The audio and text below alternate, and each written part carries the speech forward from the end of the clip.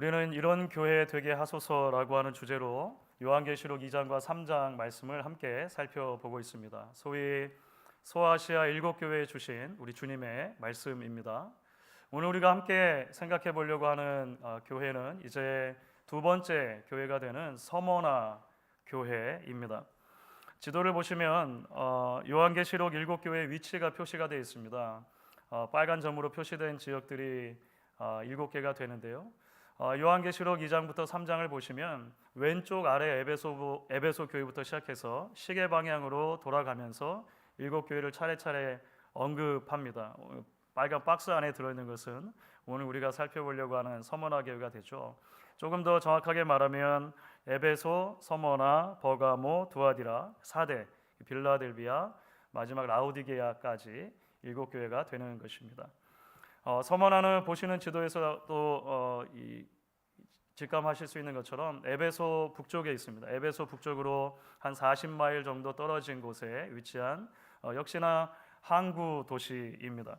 이 서머나라고 하는 항구 도시의 별명이 뭔지 아십니까?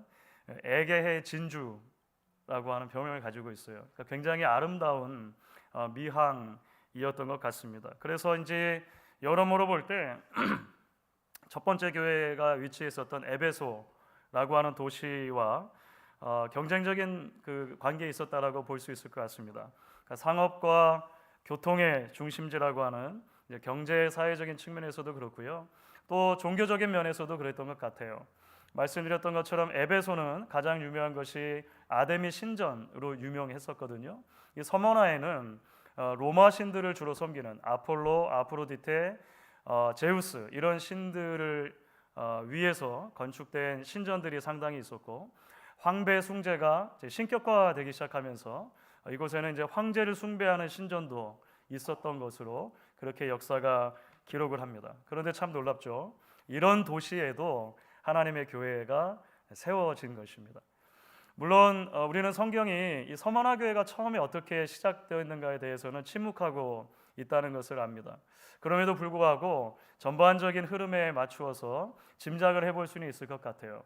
누군가에 의해서 그 세속 도시인 서머나에도 복음이 전파됐겠죠. 그리고 그 전파된 복음을 듣고 그리스도를 주와 구주로 영접하고 하나님을 위해서만 살겠다 결심한 사람들이 생겨났을 것입니다. 그들이 함께 모였겠죠. 함께 모여서 예배하게 되었을 것입니다. 얼마 지나지 않아서 서머나 도시 전체가 주목해 볼 수 있을 만한 기독교인의 공동체, 교회가 그곳에도 세워지게 되는 것입니다. 자, 이런 조금 간단한 배경 지식을 가지고 오늘 말씀 가운데 나타난 서머나 교회의 모습을 조금 더 구체적으로 들여다보면 좋겠습니다. 오늘 사실은 7교회 주신 말씀 가운데 서머나 교회 주신 말씀은 가장 짧습니다. 넉 절의 말씀인데요. 이 넉 절의 말씀을 통해 볼 때 서머나 교회를 한마디로 요약한다면 어떤 교회라고 말할 수 있을까요? 서머나 교회는 고난받는 교회였습니다. 고난받는 교회. 9절에서는 그 교회가 현재 환난과 궁핍 가운데 있다 이렇게 말합니다. 어려운 시기를 지나고 있는 것 같아요. 뿐만 아니라 10절을 보시면 장차 받을 고난에 대해서도 이야기합니다. 고난이 지속되는 교회입니다.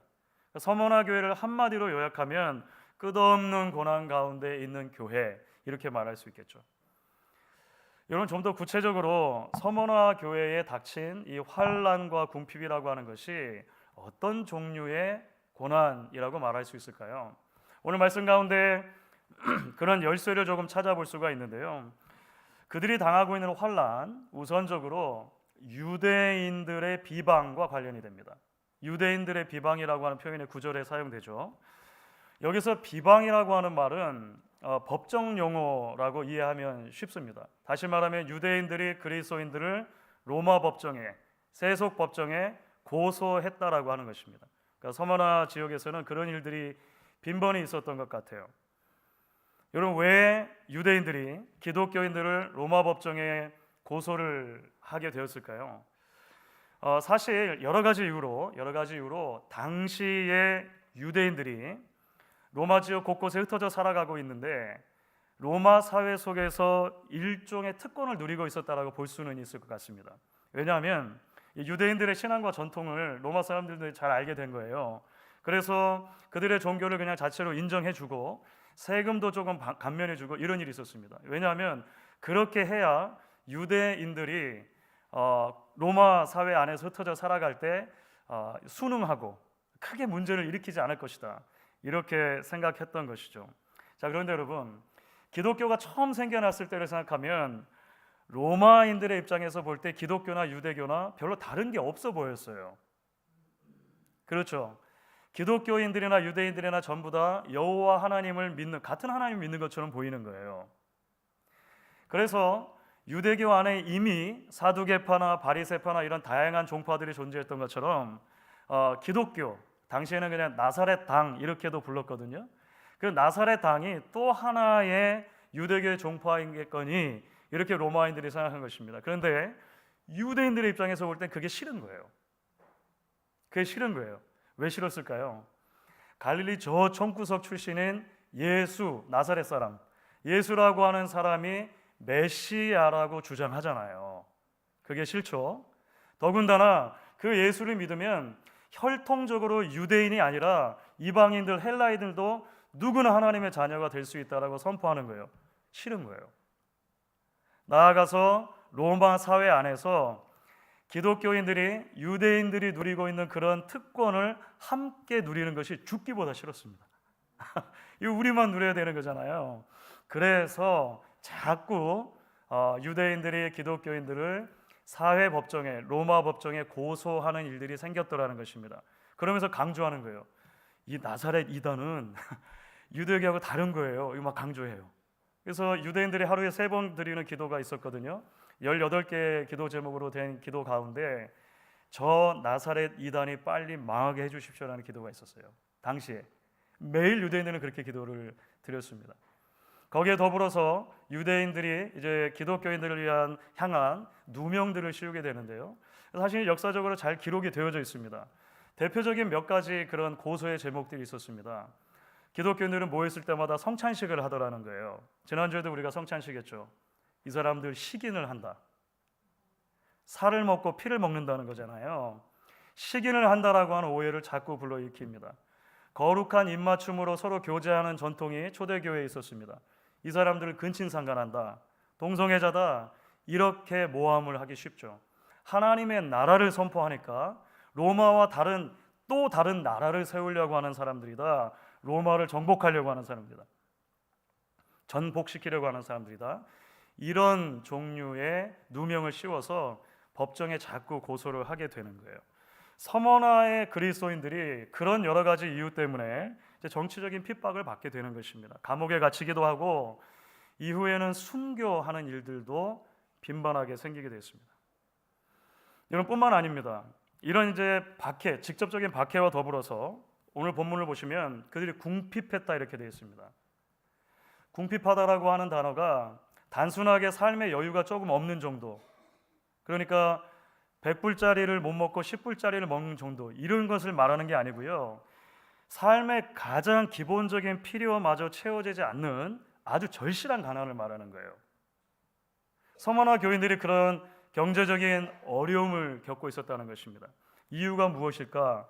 학자들이 여러 가지 의견을 제시하긴 합니다. 그러니까 사회적으로 낮아져 버린 지위 때문에 그러기도 할 것이다. 이교도들이 제사를 몰수해서 그러기도 할 것이다. 그리스도인들이 자신의 경제 규모에 맞지 않게 헌금과 구제를 너무 많이 했기 때문에 그럴 것이다. 혹은 이교도 사회에서 기독교인으로서 정상적인 방법으로 돈을 벌고 모기가 어려웠기 때문일 것이다. 여러 가지 이유를 이제 설명합니다. 일부 몇 개일 수도 있고 전부일 수도 있을 것 같아요. 사실은 여러 가지 복합적인 요인들이 있었겠죠. 정확한 이유는 모르지만 어찌 되었든지 간에 중요한 것은 서머나에 있는 크리스천들, 교회가 신앙 때문에 유대인들과 로마 정부로부터 사회의 정치적인 압박과 핍박을 받을 뿐 아니라 경제적으로 굉장히 어려운 시기를 지나고 있었다는 것입니다. 오늘 말씀은 주님께서 그 교회에 주시는 메시지입니다. 그렇죠?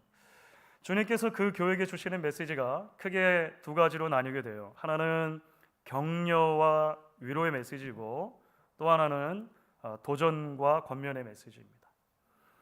여러분, 먼저 예수님께서 주시는 격려와 위로의 메시지가 오늘 본문 가운데 나와 있는데요. 사실 9절이 그 거의 전부입니다. 9절 말씀 한번 같이 읽어보도록 하겠습니다. 9절 말씀을 저와 여러분이 같이 읽습니다. 내가 내 환난과 궁핍을 알거니와 실상은 내가 부요한 자니라. 자칭 유대인이라 하는 자들의 비방도 알거니와 실상은 유대인이 아니요 사탄의 회당이라. 주님께서 주시는 위로의 메시지의 핵심이 무엇일까요? 내가 안다라고 하는 말씀입니다. 내가 너희의 형편을 안다라고 하는 말씀입니다. 우리가 함께 읽은 한글 성경에는 안다라고 하는 단어가 2번 사용되는데요. 원래 헬라 원문에는 한 번입니다. 한 번 사용되는데 그 위치가 의미심장합니다. 9절이 시작할 때 첫 번째 단어가 내가 안다라고 하는 단어입니다. 그리고 나머지가 모두 거기에 달려 있는 것처럼 그렇게 되죠. 여러분, 사실 우리가 요한계시록 2장과 3장을 읽어보면 내가 너희가 무엇 한 것을 아노라라고 하는 표현이 7교회 모두에 공통적으로 등장하는 것을 보게 돼요. 이게 사실은 공통적인 주제 중에 하나입니다. 주님께서 아신다라고 하는 것. 그런데 여러분, 서머나 교회에게 주신 이 말씀 가운데서는 주님이 내가 너희를 안다, 너희 형편을 안다라고 하는 이 표현이 조금 더 특별한 의미로 사용됐다라고 볼 수 있을 것 같아요. 왜냐하면 주님께서 모든 것을 알고 계신다라고 하는 것 자체가 말씀드린 것처럼 서머나 교회에게 주신 위로와 격려 말씀의 전부이기 때문에 그렇습니다. 이게 전부예요. 여러분, 7교회는 예수님의 메시지를 받을 때 칭찬을 듣기도 하고 책망을 듣기도 합니다. 대부분 경우에 있어서 내가 너희의 무엇을 아노라라고 한 다음에 칭찬의 말씀을 주시기도 하고 책망의 말씀을 주시기도 하시는 거예요. 다 아시니까. 그렇죠?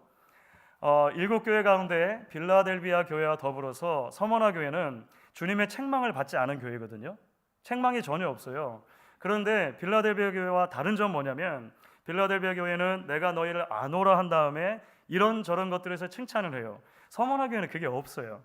내가 너희를 아노라, 이게 전부입니다. 이게 전부예요. 그런데 여러분, 생각하면 생각할수록, 묵상하면 묵상할수록 주님의 말씀이 우리에게 은혜가 됩니다.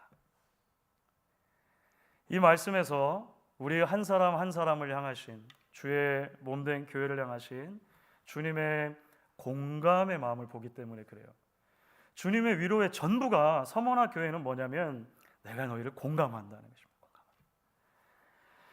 여러분, 지난 여름에 열렸던 파리 올림픽에서 있었던 일이에요. 대회 막바지에 여자 마라톤 대회가 있었는데요. 올림픽 신기록이 이번에 달성됐습니다. 여러분, 물론 마라톤에 아무런 관심이 없으시죠? 네덜란드의 핫산 선수라고 하는 사람이 2시간 22분 55초로 결승선을 끊었는데 올림픽 신기록입니다. 세계 신기록은 아니고 올림픽 신기록입니다. 그런데요, 그 1등 했던 핫산 선수만큼이나 박수와 응원을 받은 또 한 선수가 있어요. 라모라고 하는 이름의 26살 부탄 선수입니다. 부탄 선수, 라모라는 선수. 이 라모가 올림픽 대회에 여자 마라톤은 80명 출전하거든요. 80등 꼴찌로 들어왔습니다. 꼴찌로 들어왔어요. 기록은 1등 했던 핫산 선수보다 1시간 30분이나 늦어요. 3시간 52분 59초. 사실은 세계대회에서는 말이 안 되는 기록이긴 해요. 동네의 웬만한 아마추어들도 이 정도보다는 잘 뛰거든요. 사실은요, 잘 뛰어요. 올해 부탄이 작은 나라지 않습니까? 올림픽에 단 3명이 출전해요. 3명이 출전하는데 2명이 남자고 이 라모는 유일한 여자 선수고 유일한 마라톤 선수입니다. 당연히 세계 대회에 처음 나가는 거죠. 처음 나가는 거예요. 하지만 나라를 대표해서 내가 올림픽에 마라톤 선수를 출전한다는 그 자체의 의미를 둔 것입니다. 그래서 기라성 같은 선수들이 옆을 다 지나가죠. 어쩔 수 없는 거예요. 그거는 기라성 같은 선수들이 옆을 다 지나가는데 이제 이 라모 선수가 포기하지 않고 끝까지 꿋꿋이 자기의 페이스를 따라서 경주를 하는 거예요.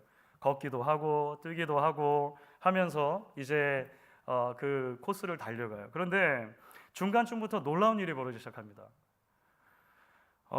전체로 보면 이미 레이스가 끝난 거예요. 전체로 보면 레이스가 끝났거든요. 그런데 관중들이 남아 있다가 이 라모 선수를 향해서 환호와 응원을 보내요. 이 장면 보시면 굉장히 감동적입니다. 가운데 빨간 동그라미가 라모 선수긴 한데요. 주변에 있었던 그 관중들이 같이 뛰어주는 거예요. 옆에서. 자기들은 올림픽에 나간 것도 아니잖아요. 그런데 이 한 선수를 응원하면서 같이 뛰어주고 걸어주기도 하고 자전거를 타고 막 가주기도 하고 막 그러더라고요. 그렇게 해서 라모 선수가 어쨌든 최초 부탄 대표 달고 나가가지고 그 레이스를 완주해 내는 것이죠. 저는 개인적으로 굉장히 감동적이었습니다. 1등한 선수도 감동적이었는데 이 마지막 이 선수가 들어오고 이 주변에서 같이 뛰어주고 막 하는데 너무 마음이 뭉클하더라고요. 여러분 그렇지 않습니까? 누군가 나의 레이스를 알아준다고 하는 것, 그것에 공감해 준다고 하는 것, 외롭지 않도록 함께 달려준다고 하는 것이 얼마나 아름다운 일이냐라고 하는 것입니다. 그런데 여러분 아십니까? 하물며 누군가 다른 사람이 나를 알아주고 공감해주고 함께 달려주는 것도 이렇게 고마운데 그분이 만약 하나님이시라면 어떨까요? 하나님. 여러분 성경을 한결같이 증언합니다. 구약부터 신약까지 공통되어지는 주제 가운데 하나입니다. 하나님이 우리를 아신다는 것입니다. 오늘 찬양대 찬양도 사실은 그런 찬양의 연장선상에 있다라고 생각이 되고 우리 장로님의 기도도 그랬습니다. 하나님께서 우리가 인생길을 걸어가다가 만난 돌뿌리들을 낱낱이 알고 계십니다. 그 돌뿌리들이 우리 삶에 가져다 준 상처와 아픔과 고난도 주님이 알고 계시다는 것입니다. 우리의 몸과 마음의 고민을 아시고 그 고민 때문에 잠 못 이루며 뒤척인 수많은 밤들을 우리 주님이 아신다는 것입니다. 심지어 때로 나와 한 집에 사는 사람들은 모를 수도 있는 일들, 나와 함께 일하는 사람들은 모를 수 있는 일들, 나와 함께 신앙생활하는 교인들마저도 모를 수 있는, 목사도 모를 수 있는 일들이 있지만 하나님은 그마저도 알고 계시다는 것입니다. 유대인들이 공연하게 핍박을 하는 거예요. 나는 예수 믿은 죄밖에 없어요. 나는 서머나에 살면서 복음을 들었고 예수 믿고 함께 모여 예배한 것밖에 없습니다. 그런데 핍박을 받아요. 경제적인 궁핍감 가운데 놓여지는 것입니다. 처음엔 억울한 마음도 있었겠죠. 두려움도 있었을 것입니다. 분노도 있었을 것입니다. 주님이 그들에게 편지하시며 말씀하시는 것입니다. 내가 내 환난과 궁핍을 안다. 실상은 사실은 너희가 부요한 자들이다. 내가 너희들을 핍박하는 이들 그들의 정체도 안다. 유대인들이라고 말하지만 실상은 사탄의 회당이다. 주님 그렇게 말씀하십니다. 바로 그것이 서머나 교회와 성도를 향해 주시는 주님의 위로의 시작이고 끝이 된다는 것입니다. 무엇보다 이 말씀이 먼저 저희에게도 위로의 말씀으로 다가올 수 있으면 좋겠습니다.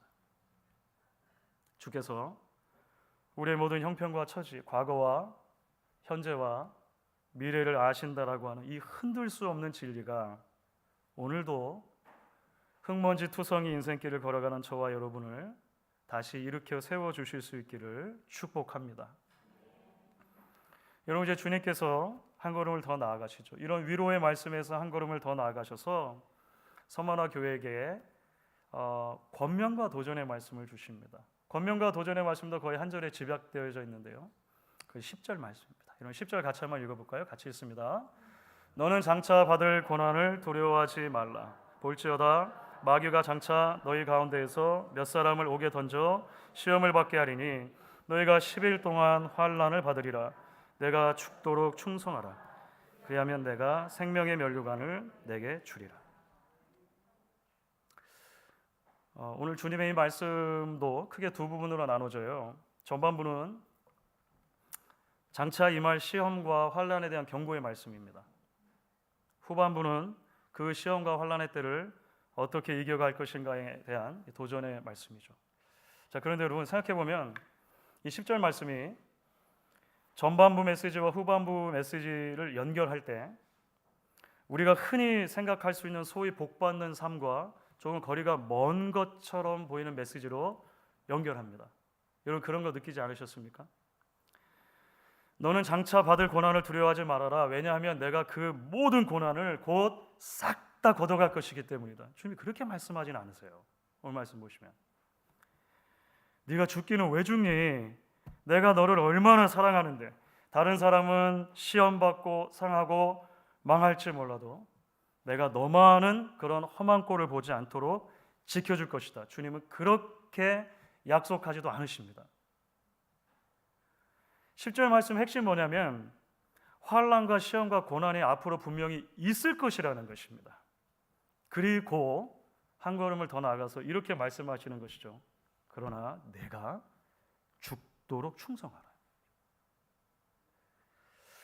죽도록 충성하라는 말은 죽음에 이르러서도 신실하라 이렇게 해석될 수 있습니다. Be faithful unto death입니다.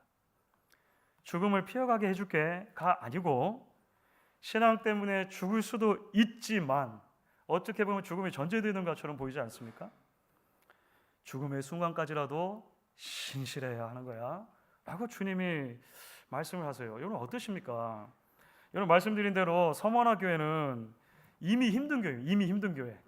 지금 현재로 놓고 봐도 숨 쉬고 있는 것만으로도 힘든 교회라고 하는 것입니다. 충분히 괴로운 상황이죠. 지금 이 상황에서 교회가 문 닫지 않고 유지해 주는 것만으로도, 존재하는 것만으로도 기특하다 생각할 정도가 아닙니까? 그런데 주님께서 그런 교회를 향해 주시는 말씀이 뭐냐면 죽도록 충성하라.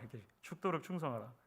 더 이상의 충성이 불가능해 보이는 상황 속에서, 더 이상의 헌신이 무리라고 생각되어지는 상황 속에서 주님께서 죽도록 충성하라 말씀하세요. 여러분 좀 과하다 생각되지 않습니까? 예수님이 이런 말씀을 하실까라고 하는 것이죠. 그렇기 때문에 여러분 우리가 이 말씀을 교회에게 주시는 그 주님이 어떤 분이신가라고 하는 성경의 메시지에 먼저 귀를 기울여 볼 필요가 있다 생각됩니다. 오늘 서문화교회 말씀을 주시면서 이 말씀을 주시는 분이 어떤 분이신가 8절 말씀이 사실 이렇게 소개하죠. 8절 말씀을 그래서 같이 한번 읽어보도록 하겠습니다. 서문화교회 사자에게 편지하라. 처음이며 마지막이요 죽었다가 살아나신 이가 이르시되. 대단히 의미심장한 메시지라고 생각이 됩니다. 교회에 말씀하시는 주님 어떤 분이십니까? 처음이며 나중이 되십니다. 알파와 오메가 되시는 분이십니다. 영원토록 존재하시고 영원토록 지혜로우시고 영원토록 우리와 함께 하시는 분이시라고 하는 것입니다. 그런데 더 놀라운 것은 그 분이 우리를 위해 죽으신 분이라고 하는 것입니다. 그리고 우리를 위해 다시 사신 분이라고 하는 것입니다. 죄인을 구원하시기 위해 하나님이신 주님께서 먼저 영광스러운 하늘 보좌를 버리시고 저희에게로 오셨습니다. 고난받으시고 십자가에 죽으시기까지 아버지의 뜻에 복종하신 것입니다. 너희가 죽도록 충성하라 말씀하시기 이전에 주님께서 우리를 교회되게 하시고 성도되게 하기 위해서 아버지의 뜻에 먼저 죽도록 충성하신 것입니다. 그래서 사도 바울이 빌립보서 2장 6절부터 8절까지 말씀에 이런 이야기 하죠. 우리가 잘 아는 말씀입니다. 그는 근본 하나님의 본체시나 하나님과 동등됨을 취할 것으로 여기지 아니하시고 오히려 자기를 비워 종의 형체를 가지사 사람들과 같이 되셨고 사람의 모양으로 나타나사 자기를 낮추시고 죽기까지 복종하셨으니 곧 십자가에 죽으심이라. 오늘 주님께서 왜 저와 여러분에게 교회에게 너희가 죽도록 충성하라 말씀하시는 것입니까? 주님께서 먼저 저와 여러분을 위해 죽기까지 충성해 주셨기 때문인 것입니다. 주님께서 이미 우리에게 새 생명을 주셨으므로 우리가 이 믿음을 끝까지 지킬 때 하늘에서 누리는 영광스러운 상급이 있다라고 하는 것을 주님이 아시기므로 이야기해 주시는 것입니다. 힘들어도 지금 그 신앙의 자리를 그래서 포기하지 말라고 말씀하시는 거예요. 예배의 자리, 봉사의 자리, 헌신의 자리를 끝까지 지키라고 하는 것입니다. 그리고 말씀하시는 것이죠. 그리하면 내가 생명의 면류관을 내게 주리라. 여러분 실제로 기독교 역사가 얼마 후에 이 서머나 교회에 닥쳤던 큰 핍박의 이야기를 기록합니다. 그러니까 기독교회사에 사실 기록으로 남아있는 것들입니다. 그 중에서도 가장 유명한 것 중에 하나가 이제 사도 이후의 시대를 살아갔던 속사도라고 보통 말하는 사람 중에 폴리캅이라고 하는 사람이 있습니다. 폴리갑. 폴리갑의 그 사진이 아니죠. 그림으로 남아 있는 중세 시대 그림입니다. 이 폴리갑이라고 하는 사람은 사도 요한의 제자로 알려져 있고요. 서머나 교회의 감독으로 알려져 있습니다. 그러니까 폴리갑이 서머나 교회의 감독이었다라고 하는 거예요.